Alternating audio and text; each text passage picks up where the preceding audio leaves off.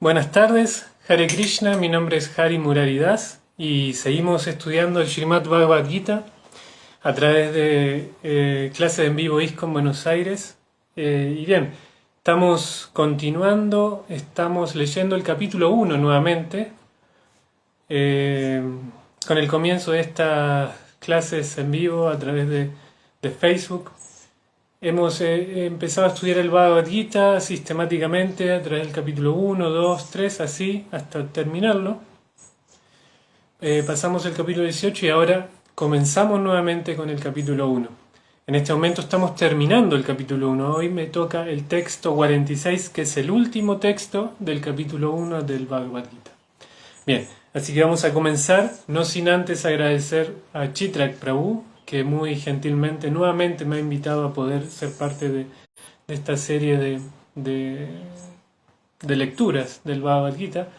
Él representa a ISKCON Buenos Aires, así que muchas gracias a ISKCON Buenos Aires también por esta oportunidad que me dan de poder hacer un poco de servicio práctico para inspirar a un montón de almas que están ahí buscando por hacer vida espiritual en este mundo material.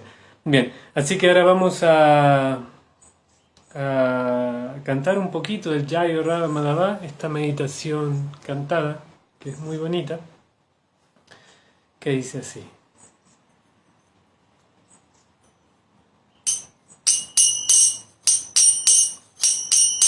Jayo Radha Madhava Kunja Vihari Gopijana Vallabha Girivaradhari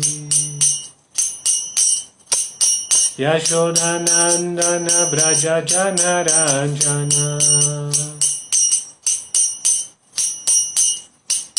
Yamuna Tira Vanachari Hare Krishna Krishna Krishna Hare Hare Hare Rama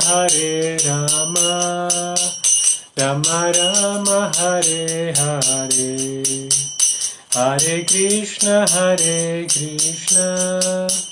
Krishna Krishna Hare Hare Hare Rama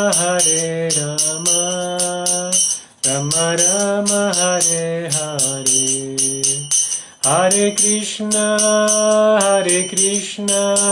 Krishna Krishna Hare Hare Hare Rama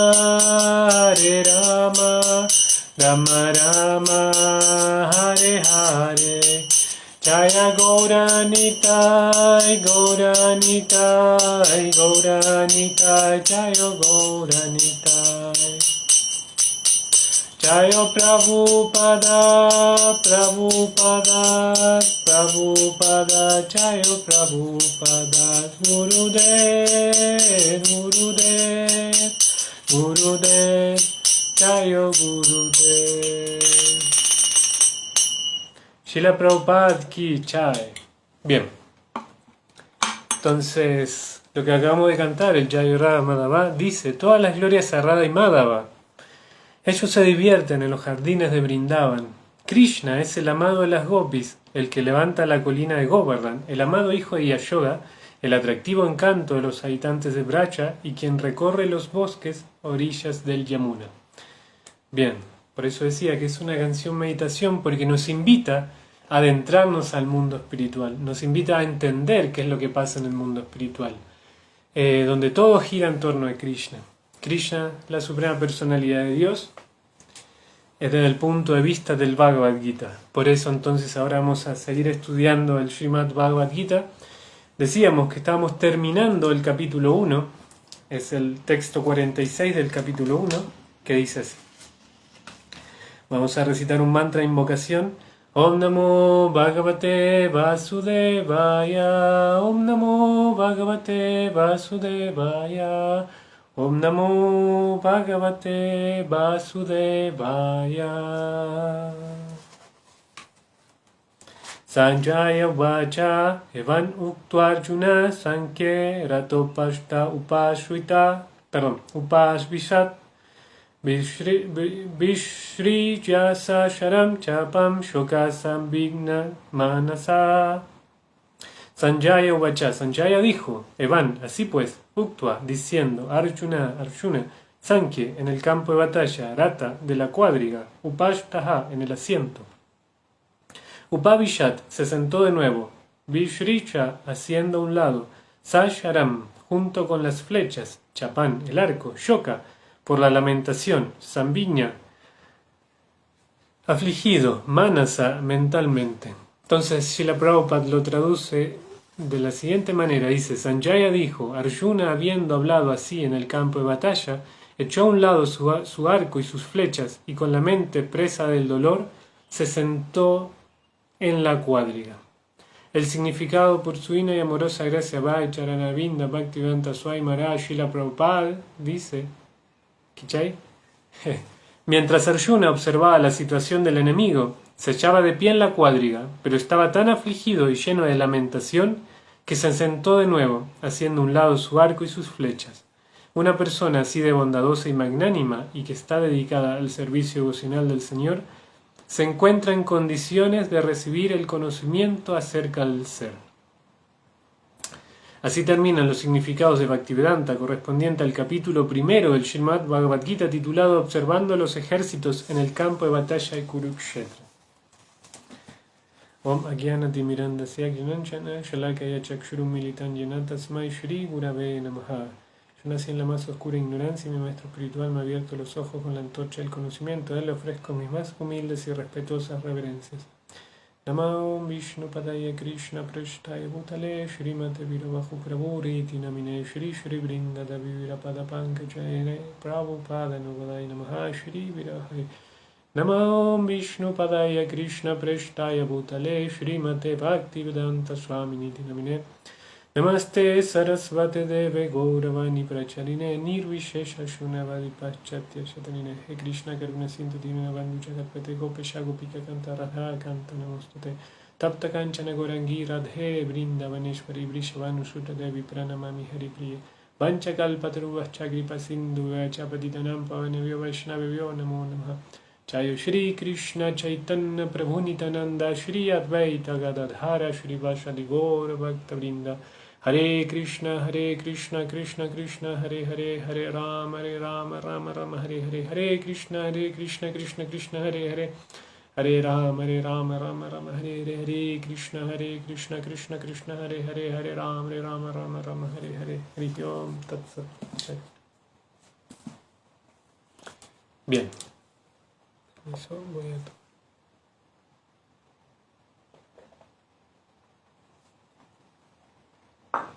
Bien, entonces decíamos, estamos entrando, estamos comenzando el Bhagavad Gita. Entonces, esto nos está poniendo en contexto, nos sitúa en un contexto, en el contexto de Kurukshetra. Ahí decía el Bhagavad Gita cuando terminaba, observando los ejércitos en el campo de batalla de Kurukshetra, que ese es el título del capítulo 1 del Bhagavad Gita, el título traducido por Srila Prabhupada, por A.C. Bhaktivedanta Swami Srila Prabhupada.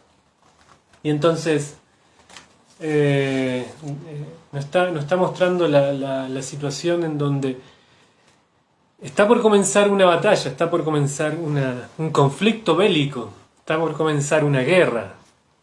Y es una guerra muy importante porque se enfrentan dos bandos muy poderosos, el bando de los Kurus contra el bando de los Pándavas, que son familia, son primos entre ellos. Y todo el mundo tuvo que optar por una posición dentro de esta batalla. Mucha gente que era conocida entre sí, imagínense, ellos eran familia, entonces su séquito, las personas que estaban con ellos también tenían un contacto estrecho, y entonces tenían una conexión entre sí. Y ahí entonces comienza el Bhagavad Gita donde se empieza a explicar Sanjaya, que era un vidente, una persona que tenía la capacidad psíquica de poder ver independientemente de que no estuviese en el lugar. Entonces él empieza a describir lo que está por pasar en la batalla de Kurukshetra.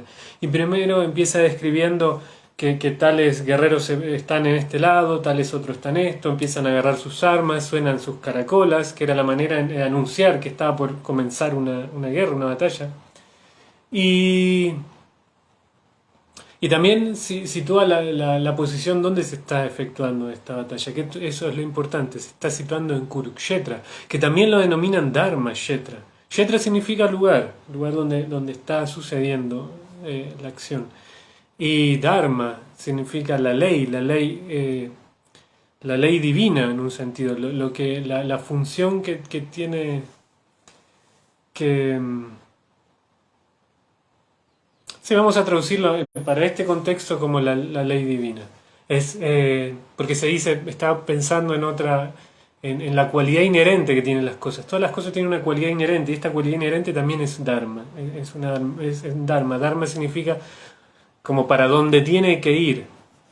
Pero el objetivo supremo de la vida es tener una comprensión del mundo espiritual. Entonces por eso el Dharma siempre está en función a eso. Entonces, finalmente el Dharma siempre va a apoyar a lo que esté en contacto con una vivencia espiritual. Entonces, por eso traduje, hice una traducción de la palabra Dharma como la ley cósmica, la ley divina. Porque en este caso, Kurukshetra se lo denomina Dharma Kshetra, el lugar, el campo de acción del Dharma, donde el Dharma va a hacer cumplir la finalidad, el objetivo de algo. Entonces el Dharma Kshetra, o sea, es el lugar donde el Dharma se va a hacer presente.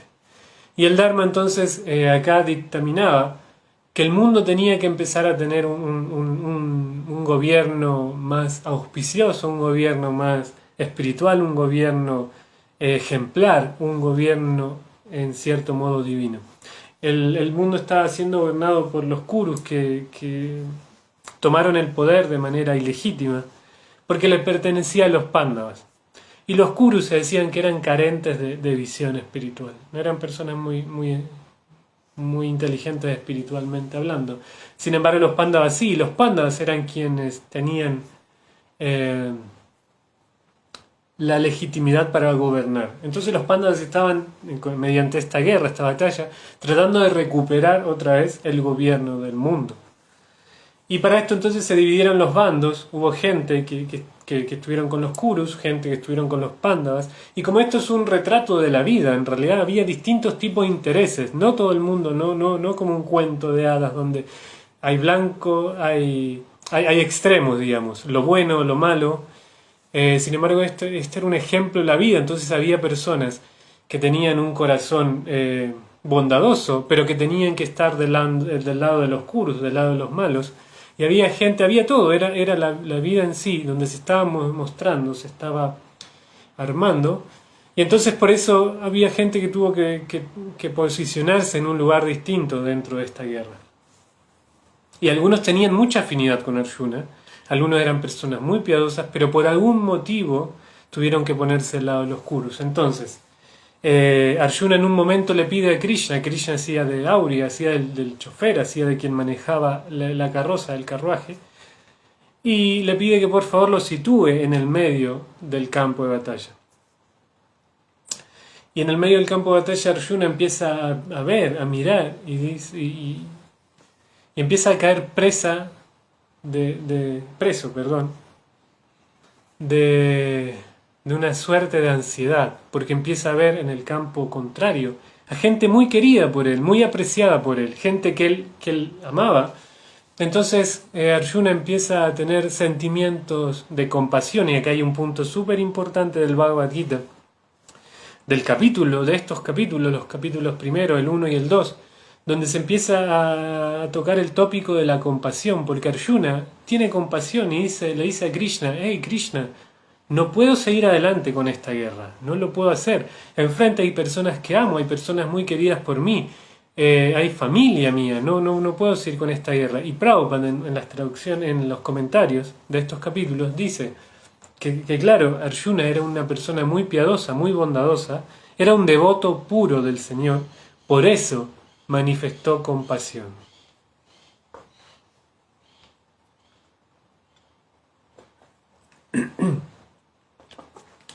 Pero más adelante, en el capítulo 2, me estoy adelantando un poquito, Krishna le dice a Arjuna, ¿por qué te lamentas como un tonto? Las personas sabias no se lamentan ni por los vivos ni por los muertos. Entonces, ¿cómo es esto? Srila Prabhupada dice que Arjuna, como era un devoto puro, sentía compasión, pero más adelante dice que Krishna dice que Arjuna se estaba lamentando de una manera inapropiada por cosas que no tenía que lamentarse. Entonces, claro, este es un buen punto para empezar a usar la inteligencia espiritual y la inteligencia material también para poder entender el Bhagavad Gita. Este es un tema de análisis.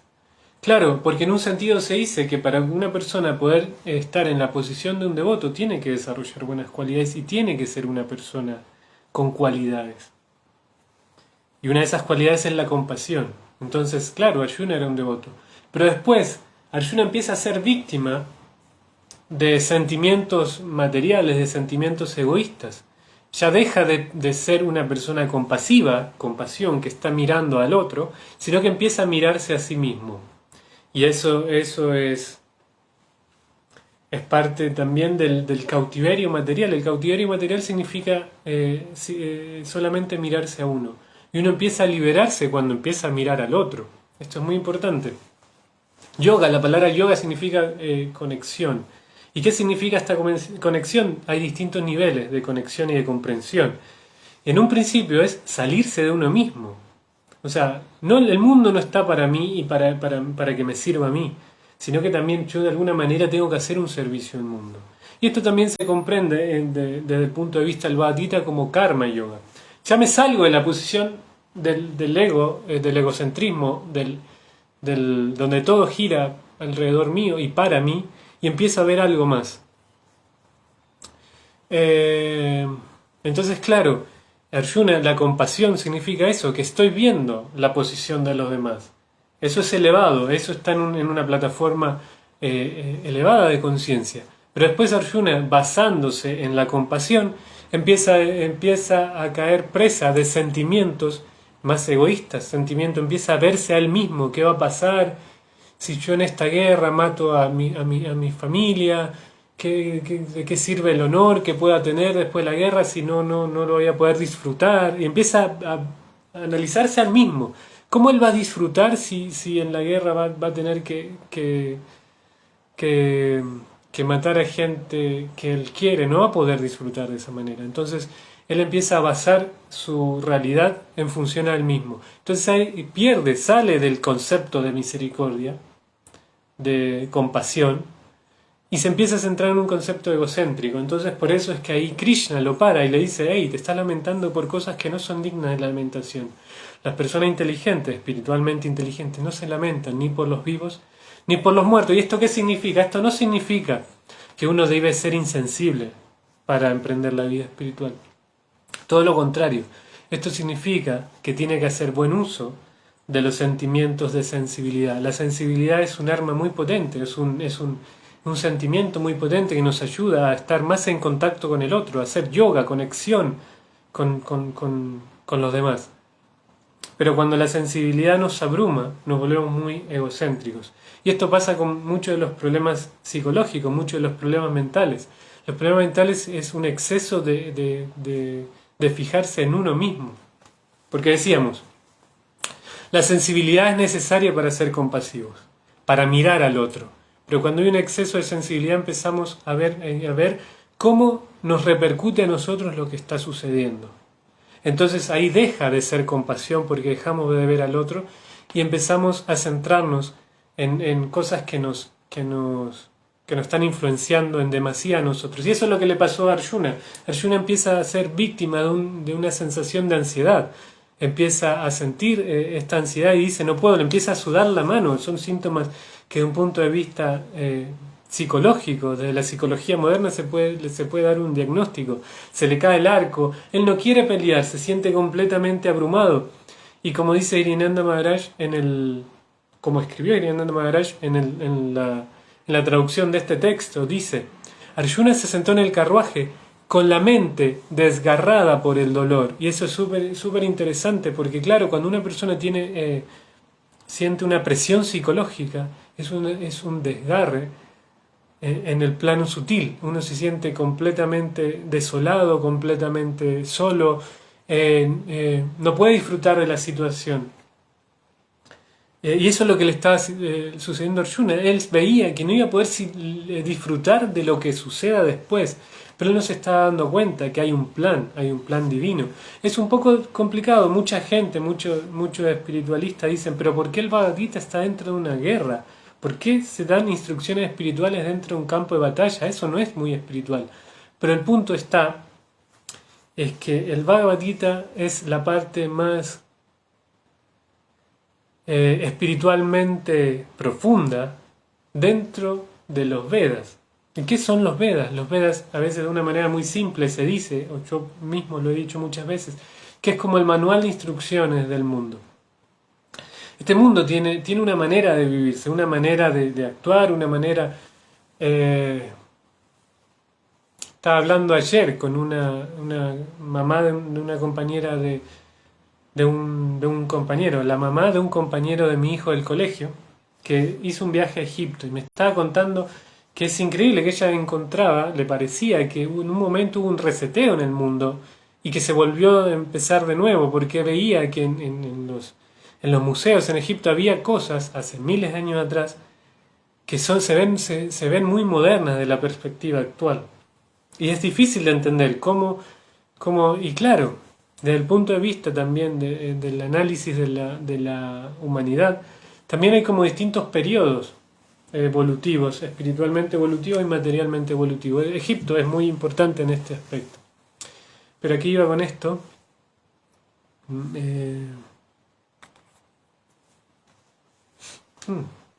No recuerdo aquí iba con esto.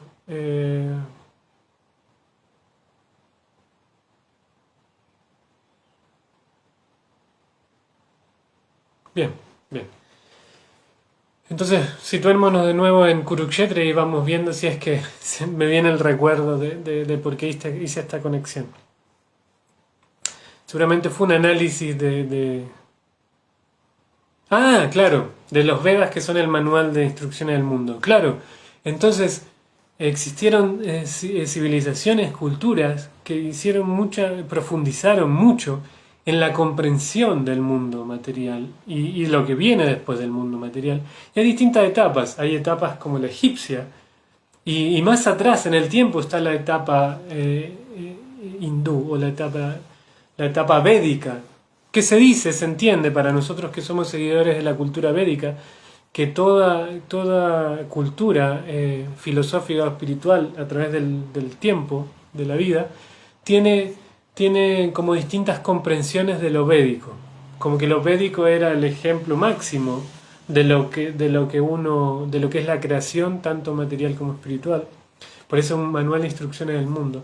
Y en los Vedas se explican un montón de cosas, de cómo construir naves espaciales, de cómo son los seres en otros lugares, en otros planetas, cómo tener comunicación telepática a los distintos niveles de conciencia, los distintos niveles de creación humana, los distintos planetas infernales, medios, superiores, todos se explican en los Vedas. Hay arquitectura védica, medicina védica, y todo esto, y sus reminiscencias, porque esto después, claro, fue evolucionando, fueron cambiando paradigmas. Entonces, después de lo hindú, quizás la civilización egipcia toma la posta y después más adelante la civilización europea toma cierta posta de todo esto. Pero siempre hay algo que es ineludible, es que lo védico tiene mucha fuerza para poder explicar los fenómenos del mundo. Y por eso se dice que todo más o menos es un acercamiento a lo védico o un alejamiento de lo védico. Pero bien, Entonces, aquí va con esto. Y entonces en los Vedas se explica cómo ser una persona feliz en este mundo, cómo vivir en este mundo. Si uno quiere vivir cierta cantidad de vidas, tiene que hacer cierta cantidad de cosas, ciertos rituales, ir a los planetas superiores para disfrutar y ser feliz y disfrutar de beneficios materiales, de riqueza. Todo eso está en los Vedas. Pero después, cuando los Vedas quieren explicar de lo más importante que hay, no es solamente disfrutar de este mundo, entonces hace un resumen dentro del Mahabharata, y este resumen es el Bhagavad Gita. El Bhagavad Gita es netamente espiritual.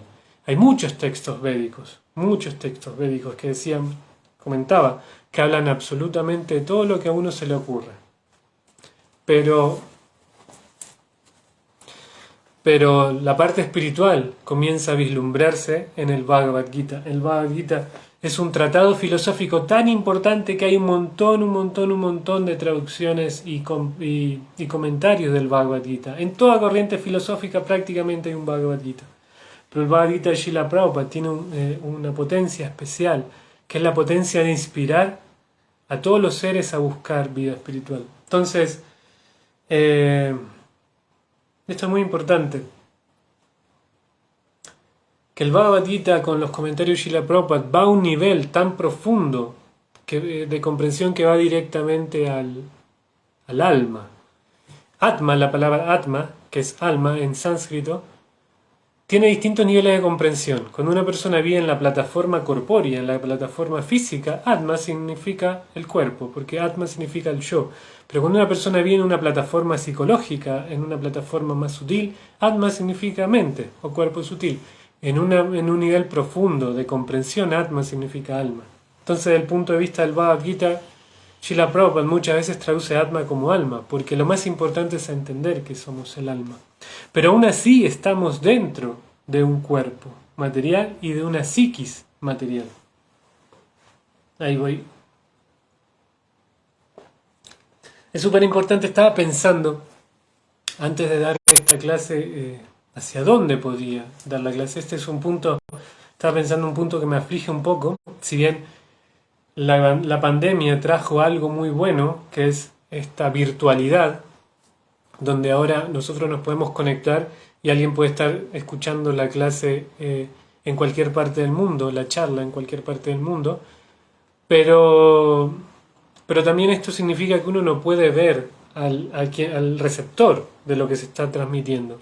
Y uno no puede empatizar. Me acuerdo que muchos años atrás, siempre para mí lo más lindo de este proceso del Bhakti Yoga, para mí siempre fue poder dar charlas. Empecé a dar charlas de muy temprano en mi proceso espiritual. Y antes me gustaba, siempre cuando uno es más joven también es más, ¿cómo se dice? Más impetuoso. Entonces a mí antes me gustaba dar charlas y me sentaba sin leer mucho antes. Mucha gente prepara con mucho tiempo de antelación la charla y me parece lo que se debe hacer hoy por hoy con la madurez que he adquirido a través de los años. Pero en su momento a mí me gustaba sentarme y que fluya, que uno pudiese decir lo que salía en ese momento. Y también un punto muy importante que sigo viéndolo como relevante es la empatía. Eso me permitía también, la no virtualidad, la presencia física, me permitía empatizar mucho con la audiencia, ver quiénes están hoy acá. Hoy hay 10 personas, las 10 personas son nuevas. Hoy hay 50 personas y 30 son practicantes de Bhakti Yoga más o menos de hace poquito. 10 son practicantes de Bhakti Yoga de hace muchos años. 5 son nuevos y 5 están comenzando el proceso del Bhakti Yoga. Entonces eso me permitía también empatizar y ver más o menos hacia dónde dirigir la charla. Pero esto de la virtualidad, que si bien ayuda a poder llegar a muchas personas en distintos lugares del mundo y en distintos momentos también, porque alguna persona puede escucharla a través de cuando esto se deja en YouTube, se deja en Facebook, se deja en distintas plataformas, uno lo puede escuchar en un mes. Pero claro, no permite poder empatizar con la audiencia. Eso es lo que está comentando. Entonces, yo no puedo ver quién está del otro lado y hacia dónde dirigir las charlas. Entonces muchas de las charlas se volvieron más bien académicas en un sentido, porque toco el tema relacionado estrictamente al texto que se está tocando sin poder vincularme mucho con la necesidad de la audiencia, porque no veo quién está del otro lado. Y aquí iba con esto. Entonces, pero esta vez estaba pensando en cómo, hacia dónde dirigir la charla, acerca de qué hablar. Y estaba pensando que en estos días un practicante de Bhakti Yoga, un devoto que aprecio mucho, quiero muchísimo, no muchas veces estoy de acuerdo con lo que él plantea, la gran mayoría de las veces sí, pero él subió hace poco en su cuenta de Facebook y puso algo así como: ¿qué le aconsejarías a una persona nueva en el proceso del Bhakti Yoga? Una persona nueva en conciencia de Krishna. Y claro, yo tengo un tema que me gusta comentar, pero con todas estas cuestiones todas estas cuestiones tecnológicas, si bien en algún momento me acuerdo que también una devota muy querida por mí, una discípula de Srila Prabhupada, que en Argentina la quieren todos mucho, Murti Murti, la madre Murti Murti, ella me decía: ¿cómo, Hari Murari, si antes eras tan tecnológico que ahora no, en un contexto en el que estábamos hablando de que yo me vine a vivir a otro país, a Chile, no vivo más en Argentina, yo perdí mucho contacto con la gente de Argentina simplemente porque me cuesta mucho. Yo en Argentina tenía muchos lazos de amistad con mucha gente, era una persona muy sociable en un sentido, pero al cambiarme de país, al mudarme a otro país, me costó mucho relacionarme a través de Facebook, entonces no tengo mucha presencia en las redes, por así decirlo, virtuales. Pero entonces hay veces que me gustaría escribir, lo pienso, le doy una vuelta, digo, después lo escribo y al final termino no escribiendo. Pero el punto es que este devoto, que aprecio mucho, había puesto esto: ¿qué le dirías a una persona que está comenzando el proceso del Bhakti Yoga? Como un consejo. Pero un consejo, era una pregunta que no era una pregunta tan light, digamos, tan liviana. Tenía también un lado, ¿cómo se dice? Con intencionalidad también. Porque, claro, todo proceso espiritual es complicado, es complejo. Vivimos en un mundo material. Buscar algo diferente a la tendencia en el mundo material es difícil. Los procesos espirituales son difíciles. Los procesos religiosos hoy en día no están muy aceptados. Por eso diferenciamos un poco en procesos religiosos y procesos espirituales. La espiritualidad está más aceptada que lo religioso. Hoy en día lo religioso ha perdido mucho valor, pero los procesos espirituales, la espiritualidad está en auge. Pero cuando la espiritualidad se mezcla con lo religioso, ahí estamos otra vez en un conflicto. Entonces pasa mucho que dentro del Bhakti Yoga se hizo conocido en Occidente gracias a la muy bondadosa aparición de Srila Prabhupada. Y Srila Prabhupada nos trajo un movimiento completo, un movimiento que tiene todo una serie de centros, una estructura, una organización. Y es una organización en un punto se presenta como religiosa, en otro punto se presenta como una organización espiritual. Pero hoy en día el punto de vista religioso no está muy aceptado. ¿Pero a qué iba con esto? Y en los procesos religiosos por lo general se habla mucho de hipocresía, se habla mucho de que se dice una cosa y se hace otra. Eso pasa mucho. Entonces yo creo que esta pregunta también iba por ese lado, como qué consejo le haría a una persona que está empezando el Bhakti Yoga, que desde el punto de vista de Krishna, desde el punto de vista de la Suprema Personalidad de Dios, es el proceso más elevado y más importante para la realización del ser. El proceso más elevado y más importante para la realización del ser es el proceso del Bhakti Yoga. ¿Dónde se presenta el Bhakti Yoga? En los centros de conciencia de Krishna. Y a veces cuando uno emprende un proceso, también se encuentra con distintos seres humanos que también están compartiendo el proceso y a veces se generan como conflictos dentro de los seres humanos. Pero eso es completamente natural. Entonces estaba pensando en este consejo que le daría a alguien que está comenzando el proceso del Bhakti Yoga. Y claro, imaginémonos, ahora relacionémoslo con lo que está viviendo Arjuna en el campo de batalla. Arjuna es un ser divino en un sentido porque es primo de Krishna, es una persona que baja seguramente del mundo espiritual, un amigo íntimo de Krishna en el mundo espiritual también y viene al mundo material para dar el ejemplo.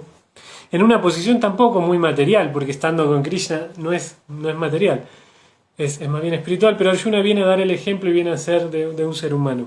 Entonces, claro, cuando una persona viene al plano material, dice el Bhagavatam, el Srimad Bhagavatam, cuando entra al mundo material, lo primero que sucede es el olvido. Cuando una persona viene al mundo material, se olvida absolutamente todo. Esto lo explica el señor Brahma en el Bhagavatam, en el Srimad Bhagavatam. Él dice que lo primero que sucede es el olvido. Entonces, nosotros venimos al mundo material, nos olvidamos. ¿Quién somos? ¿Qué somos? No sabemos qué somos.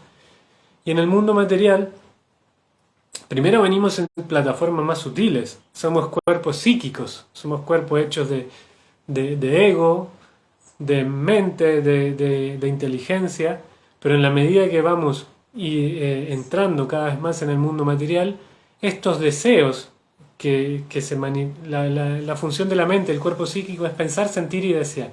Entonces nosotros pensamos, sentimos, deseamos. Estos deseos se densifican y forman el cuerpo material. Entonces estos deseos van generando distintos cuerpos materiales, físicos, burdos, hechos de elementos materiales densos, y empezamos a interactuar y se crea a través de nuestros deseos nuestro cuerpo, nuestro campo de acción, que es nuestro medio ambiente, por donde vamos a vincularnos. Empezamos a vivir muchas vidas dentro del mundo material, vamos pasando de un cuerpo a otro, movidos por nuestros deseos, porque el cuerpo psíquico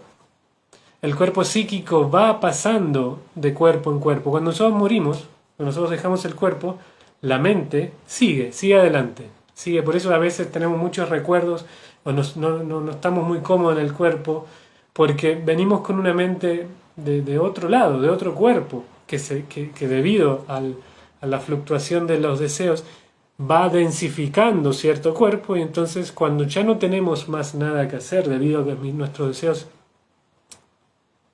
tienen que ver con otro cuerpo, dejamos el cuerpo, morimos y entramos en otro cuerpo. Y entonces así vamos pasando por muchos cuerpos, y estos cuerpos van generando también samskaras, impresiones muy fuertes que van quedando en nuestra conciencia. Eso en el mundo de la psicología moderna se habla, según la escuela freudiana, como subconsciente, y según la escuela junguiana como inconsciente, pero es algo que está dentro de nosotros y no lo vemos, no lo registramos hasta que en algún momento se manifiesta, nos hace actuar de cierta manera. Estas son impresiones, son samskaras, son cosas que están muy grabadas en nuestro cuerpo sutil. Entonces, claro, nosotros encarnamos en un cuerpo y empezamos a actuar de distintas maneras, movidos también por las modalidades de la naturaleza. ¿Qué son las modalidades de la naturaleza? Son energías que gobiernan el mundo material. ¿Qué son? Bondad, pasión, ignorancia, pasión y bondad. Todos nosotros somos una mezcla, el mundo es una mezcla de estas energías. Cuando nosotros nos agarra sueño, empieza a gobernar la modalidad de la ignorancia, tamaguna, mucho más fuerte.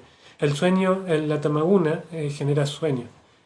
Después, cuando el mediodía, el mundo se mueve en la modalidad de rayas, de la pasión, entonces queremos hacer cosas y vamos de un lado para el otro, interactuamos mucho con el cuerpo.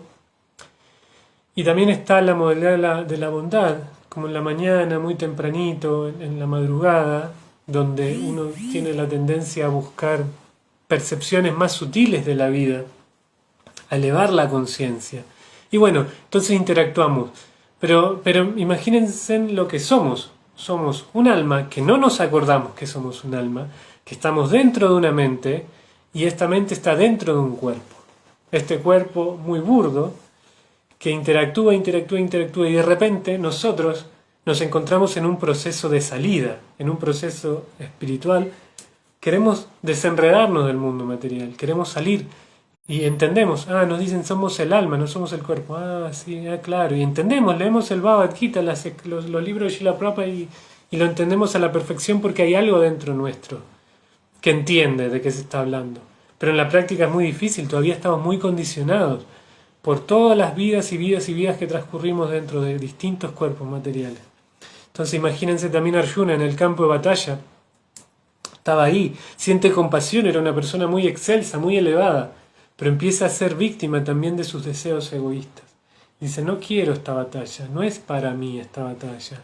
Después, ¿de qué sirve? ¿Qué es lo que voy a disfrutar? Y empieza a dar argumentos también, argumentos a Krishna. No, mira Krishna, si nosotros matamos acá, destruimos familias, las familias son el pilar fundamental de la sociedad, vamos a tener sociedades no planificadas, sociedades, la sociedad se va a venir, se va a caer, se va a derrumbar, empieza a dar un montón de argumentos que son ciertos de cierto punto de vista, porque, digamos, con la destrucción de la familia, las tradiciones, también el Bhagavad Gita explica que empieza a generar una población varna sánskara, que significa en un sentido como población no deseada o una población dolida. También muy... Me acuerdo que una vez mi maestro espiritual hace muchos años atrás, en una clase dijo, los varna sánskaras son los punk, son los punk. En mi caso personal escucho punk, y hay muchos devotos y practicantes de Bhakti Yoga que escuchamos punk. Pero entonces... claro, uno dice, ¿qué es esto? Claro, porque en un sentido, Varna Sanskara significa una sociedad dolida. ¿Y qué es lo que pasa con estas personas que no nos sentimos muy adaptadas en el mundo material? Tenemos cierto dolor, y con esto vamos al comienzo de la clase donde hablaba de sensibilidad. Uno tiene que tener la sensibilidad para sentir compasión por lo demás, pero un exceso de sensibilidad nos hace irnos muy hacia nosotros y empezamos a volvernos seres egoístas. Esas son las enfermedades mentales en un sentido. Es un nivel muy profundo de egoísmo, entonces, que no podemos ver lo que está pasando alrededor y pensamos que todo el mundo se cae porque nos están pasando cosas a nosotros.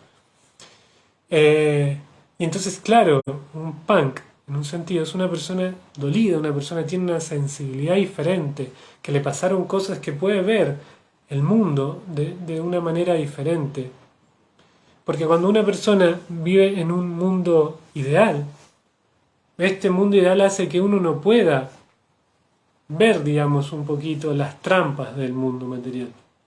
Por ejemplo, en los planetas celestiales, donde viven los semidioses disfrutan. Están, por lo general, todo el tiempo disfrutando. Es muy difícil poder ver y empatizar con las personas que no están disfrutando. Entonces, ¿a qué iba con esto? Que claro, y en un sentido, Arjuna estaba argumentando, vamos a tener una población de sufrientes, de dolientes, porque vamos a destruir el pilar fundamental de la sociedad, que es la familia. Pero en argumentos donde Arjuna estaba agarrándose de manera equivocada, de una manera, es cuando una persona agarra un argumento de algo para justificar una tendencia. Nosotros tenemos, por ejemplo, somos muy duros con un tema y leemos en alguna escritura religiosa que está bien ser de esa manera, pero nosotros no nos damos cuenta que nosotros tenemos un conflicto interno, un problema interno, y lo estamos justificando a través de una escritura sagrada, por ejemplo. Eso mismo estaba haciendo Arjuna en ese momento. Él tenía una debilidad, él en ese momento estaba con un ataque de ansiedad, con un ataque de pánico, no quería luchar, se veía agobiado, tenía la mente desgarrada por el dolor, como dice Hridayananda Maharaj en su traducción, y no quiere luchar, no quiere, y entonces se agarra de argumentos con una falta de integridad para justificar lo que él no quería hacer.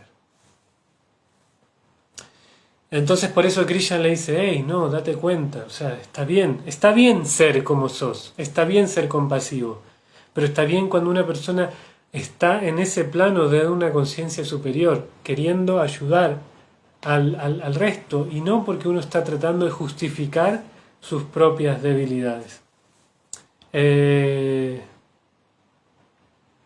Entonces, claro.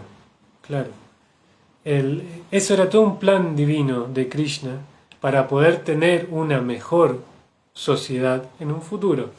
Pero se tuvo que hacer esta destrucción aparente a través de una guerra. Y también tiene que ver con justamente lo que hablábamos en los Vedas. Los Vedas nos instruyen acerca de un montón de cosas y también hay como distintos cuerpos, distintas conciencias, distintos niveles, distintas interacciones de las energías materiales en el mundo que nos hacen actuar de distinta manera y en distintas formas. Por ejemplo, cuando la modalidad de la bondad nos influencia mucho, nosotros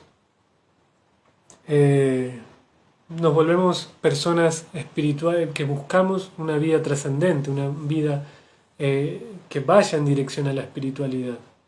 Pero una persona, por ejemplo, que tiene más influencia de energía rayásica de la pasión, va a buscar cosas para generar más situaciones en el mundo material.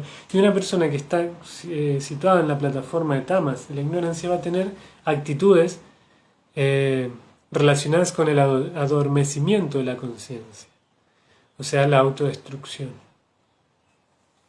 Entonces, claro, todo esto estaba de una perspectiva de guerreros. Estamos hablando de guerreros, personas influenciadas más que todo por la modalidad de la pasión. Entonces, para ellos, seguir el Dharma, en los Vedas decimos que en los Vedas hay instrucciones para todo, y hay dharmas, hay leyes para distintos tipos de conciencia, distintos tipos de cuerpo, distintos tipos de mentalidad. No es lo mismo un dharma para un sacerdote, para un profesor, que el dharma para un guerrero. Entonces, claro, acá Krishna le está diciendo, hey, sos un guerrero, tu dharma es luchar, y encima soy yo el que te lo está diciendo, la suprema personalidad de Dios. Tenés que confiar en mí, hay un plan superior, hay un plan supremo atrás de esto. Igual, en ese punto de la conversación, Arjuna lo veía a Krishna como su primo, tenía admiración por él, pero era su primo. Después, más adelante, lo va a empezar a ver como un maestro, y más adelante se va a dar cuenta de que es Dios, que es la suprema personalidad de Dios. Y se manifiesta como Dios, pero más adelante también le va a decir, hey, no me agrada tanto tu forma todopoderosa como Dios, prefiero tu forma personal como ser humano, pero sabiendo que en realidad sos Dios. Y esa es la perfección de la vida, esa es la perfección del yoga. Eso es Bhakti Yoga.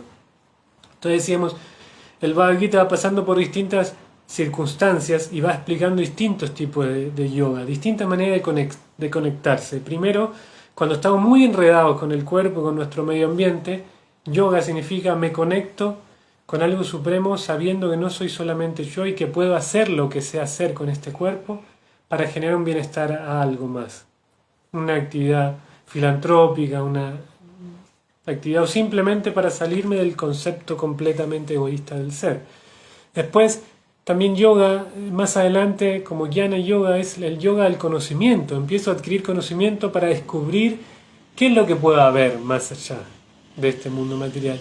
Después está el yoga de la metafísica, el yoga místico, el yoga del quantum, como a mí me gusta definirlo, donde empiezo a darme cuenta que uno puede interactuar en un plano psíquico, donde uno puede conectarse con otras personas a través de la telepatía o cosas así.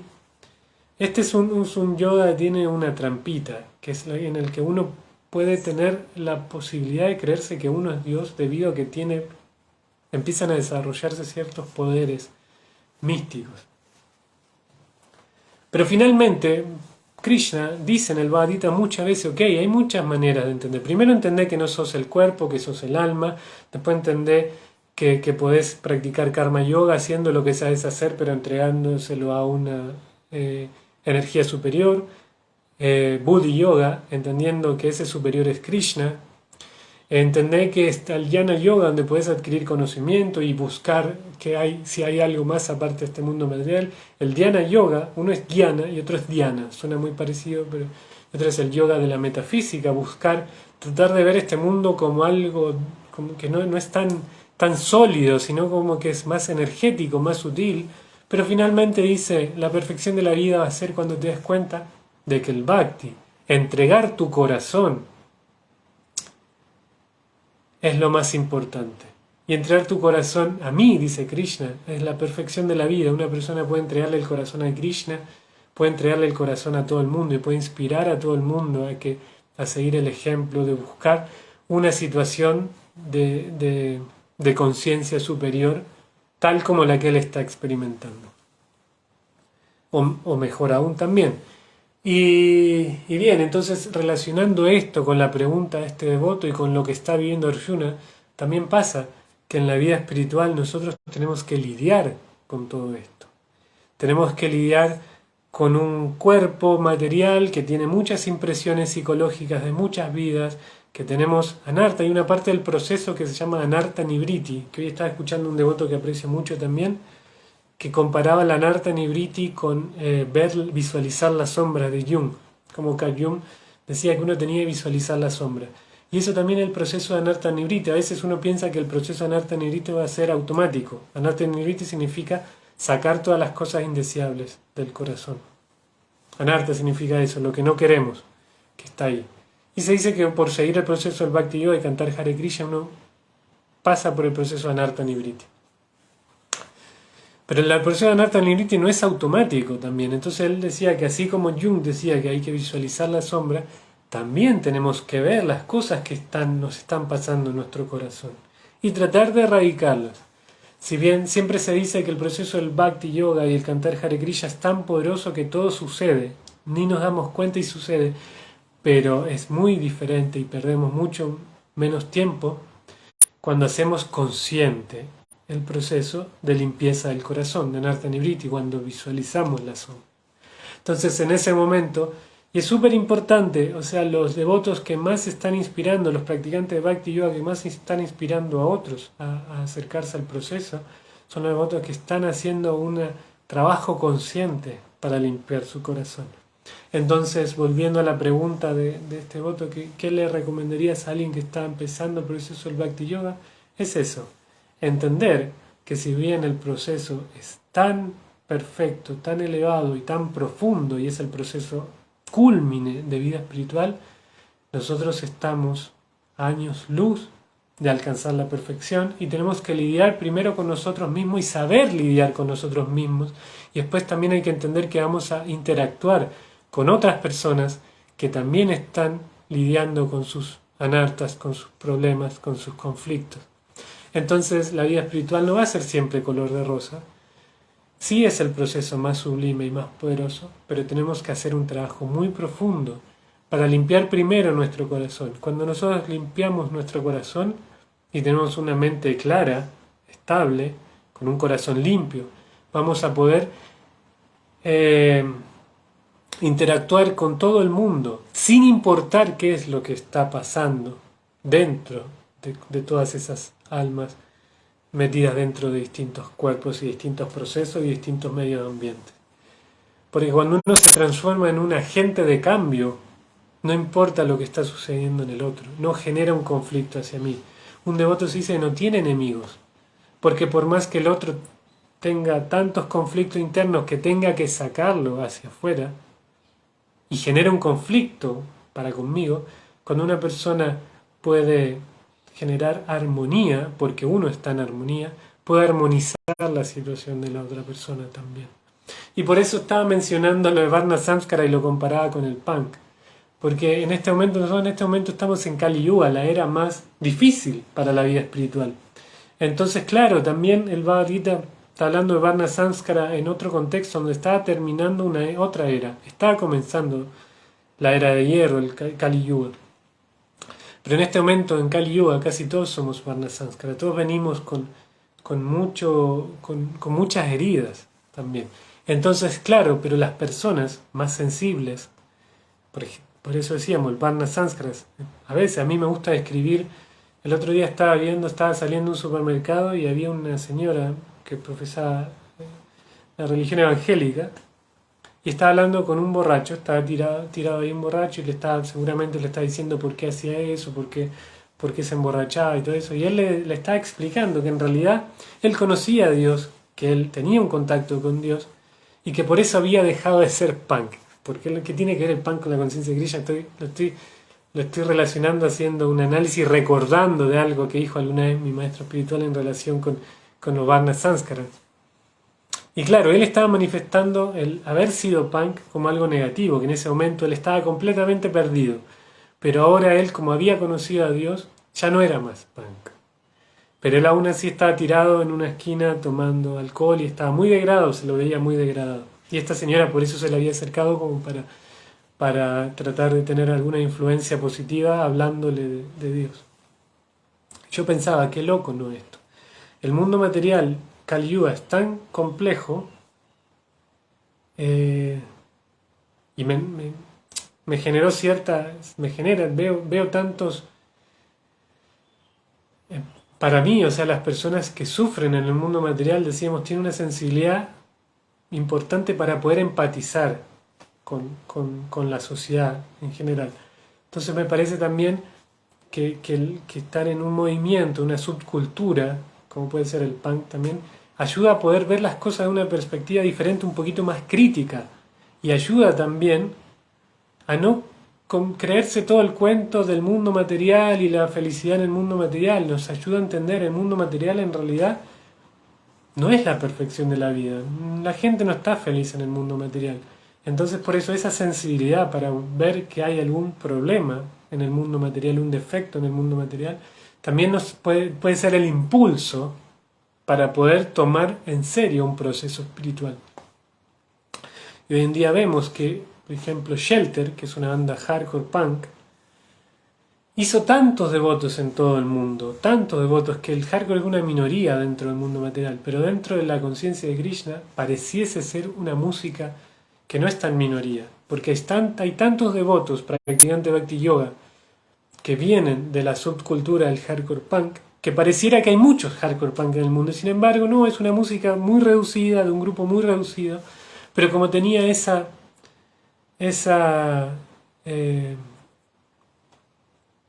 ventaja en un sentido de la sensibilidad y de no aceptar lo que la sociedad te plantea, también tomó ventaja de una manera positiva para buscar salidas a todo eso.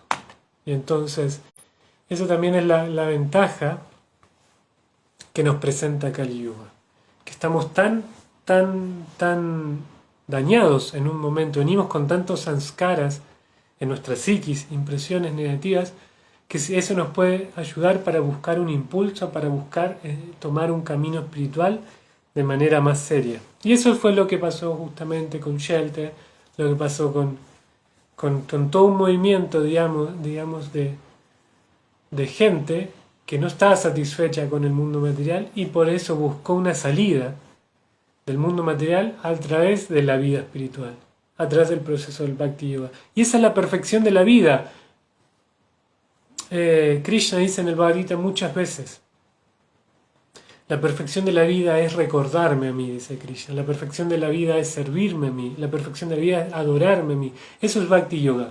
Eso es, pero todo eso hay que hacerlo con un corazón puro, entregando el corazón de una manera limpia. Quería ir con esto, por eso en las últimas clases hago mucho énfasis, porque había un tiempo que mi perspectiva del Bhakti Yoga era el canto de los Hare Krishna lo va a hacer todo. Entonces si canto Hare Krishna está bien la manera en que seamos, que está bien, pues lo importante es, y sí, es cierto, pero también cuando visualizamos el proceso de la Anartha Nivriti en nosotros mismos, podemos hacer un trabajo más consciente y poder entregar un corazón mucho mejor a Krishna. A Krishna hay que entregarle lo mejor. ¿Por qué entregar un corazón con tantas anartas? ¿Por qué no mejor entregar un corazón puro? Entonces hay que hacer un trabajo consciente para limpiar nuestro corazón. Entonces quería terminar leyendo un texto del Bhagavatam, del capítulo 25 del tercer canto, que el nombre es La Gloria al Servicio Devocional, donde dice: el sadhu es tolerante, misericordioso y amigable con todas las entidades vivientes. No tiene enemigos, es pacífico, se guía por las escrituras y todas sus características son sublimes. Después dicen el significado, no voy a leer todo el significado, pero sí un poquito. Dice: el sadhu que se describe aquí es el devoto del Señor. Por lo tanto, su preocupación es iluminar a la gente con el servicio devocional. Esa es su misericordia. Él sabe que sin servicio devocional la vida humana se malogra. El devoto viaja por todas partes predicando de puerta en puerta. Vuélvete consciente de Krishna. Sé un devoto del Señor Krishna. No desperdicies tu vida tan solo en satisfacer tus propensiones animales. La vida humana es para la autorrealización, para volverse consciente de Krishna. Eso es lo que predica el sadhu. No se satisface con su propia liberación. Siempre piensa en los demás. Es la personalidad más compasiva con todas las almas caídas. Así pues, una de sus cualidades es karúnica, una gran misericordia hacia las almas caídas. Bien, voy a dejar por acá. Entonces, de eso se trata. Arjuna en un momento pierde el centro y deja de ser completamente compasivo, pues empieza a centrarse en sí mismo. Y eso también nosotros tenemos que trabajar mucho para eso, para cuando empezamos a ver que nuestra vida espiritual se está volviendo un tanto monótona y no creemos que somos el centro y que simplemente por practicar vida espiritual ya estamos haciendo todo bien.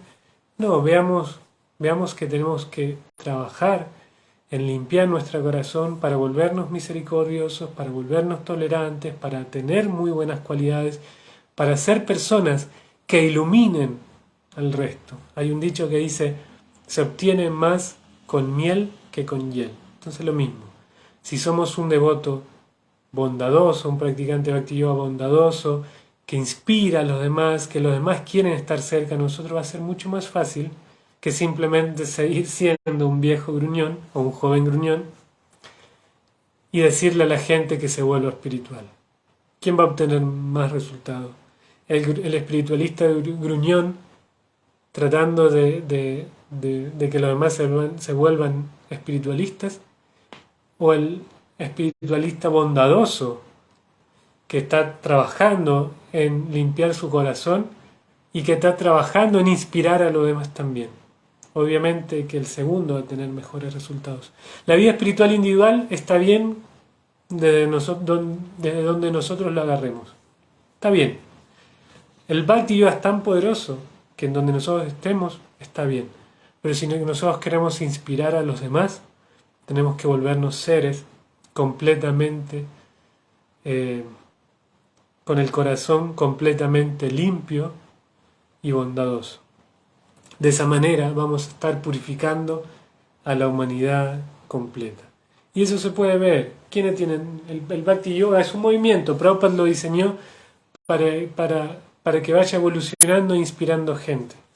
Y hay muchas maneras de entender este movimiento. Hay gente que lo ve de una manera más eclesiástica, otras personas lo ven de una manera más académica, personas que lo ven de una manera más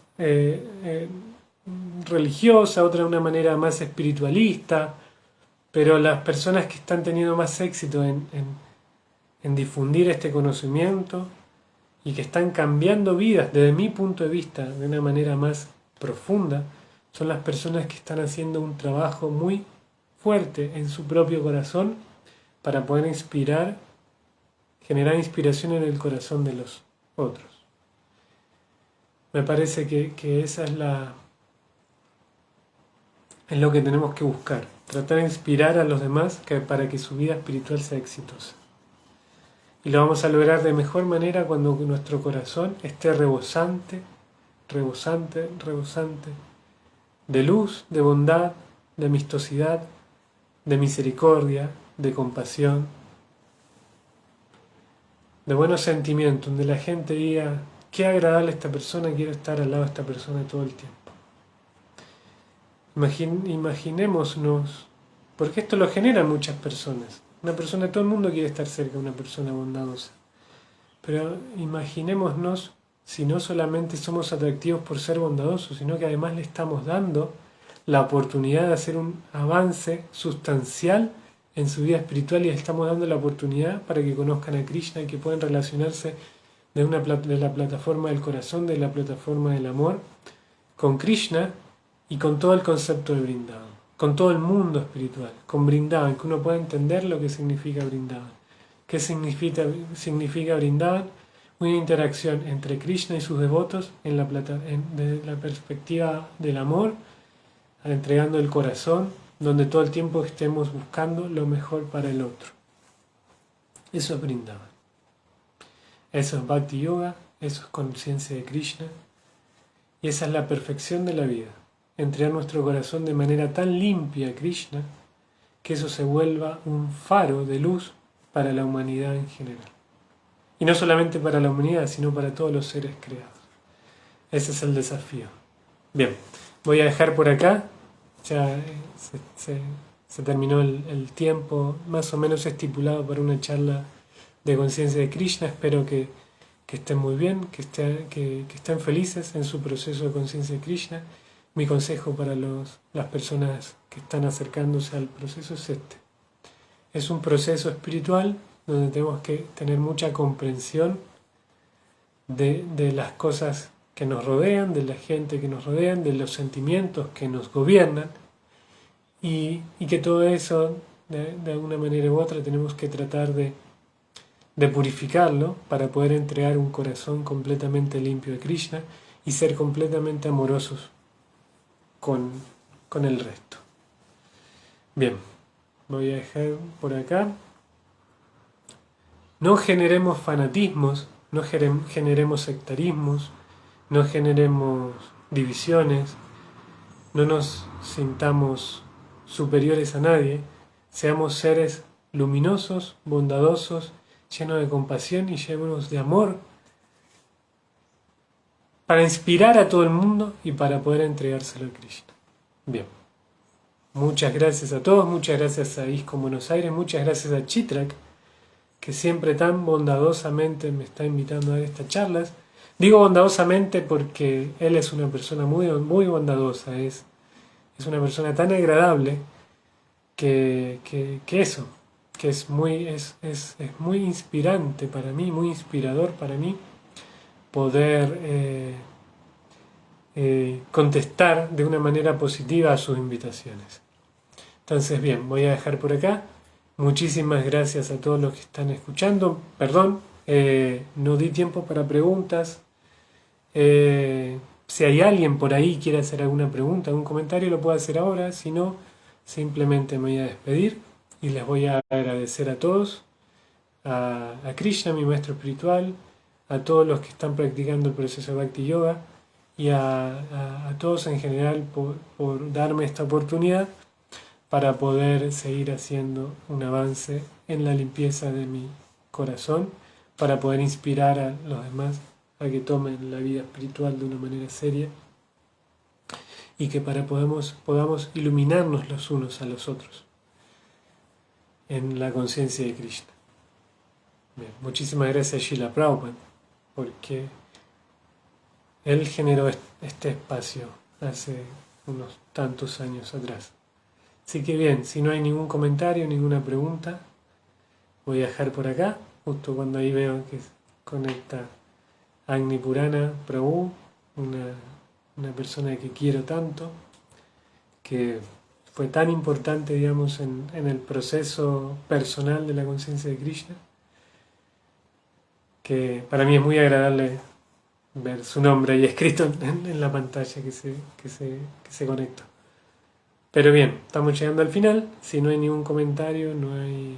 Bueno, difícilmente hay un comentario. En este momento me sale que no hay personas conectadas. Pero como sé que después esto se